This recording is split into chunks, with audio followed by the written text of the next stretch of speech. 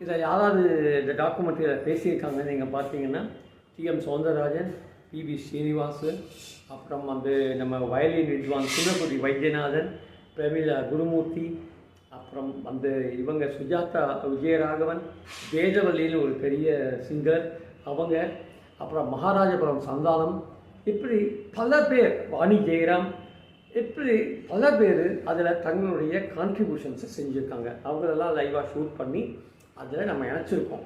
நீங்கள் அதை கண்டிப்பாக பார்க்கணும். அதாவது இது வந்து எக்ஸ்க்ளூசிவாக எதுவும் கர்நாடிக் மியூசிக் தெரிஞ்சவங்களுக்கு மட்டும், ரசிகர்களுக்கு மட்டுமே அப்படின்னு நினைக்காதீங்க. எல்லோரும் எனக்கு கர்நாடிக் மியூசிக் பற்றி ஒன்றுமே தெரியாது, ஆனால் இந்த ப்ரோக்ராமை பார்த்தப்போ தான் இவ்வளோ விஷயம் இருக்கான்னு எனக்கு அது ஒரு பெரிய ஆர்வம் வந்தது. அதனால தான் தொகுத்து உங்கள்கிட்ட வழங்குறேன். ஸோ நானும் உங்களோட ஐம் சேலிங் இந்த சேம் போட்.